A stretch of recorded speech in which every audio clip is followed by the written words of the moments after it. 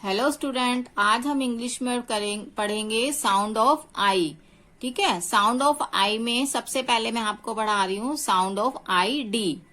आई D के sound जिसमें है सबसे पहले K I D, kid. D I D, did. H I D, hid. L I D, lid.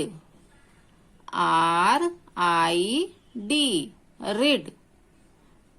B I D, bid. ठीक है बच्चे।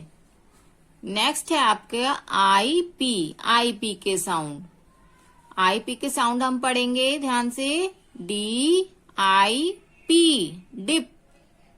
H I P, hip. L I P, lip. N I P, nip. R I P, rip. T I P, tip. ठीक है बच्चे। Next है आपके पास आई G के sound. I G के साउंड रिवाइज करेंगे। B I G, big. D I G, dig. F I G, fig. G I G, gig. J I G, jig. P I G, pig. ठीक है बच्चे, ये हैं आपके आई डी, आई पी और आई G के साउंड।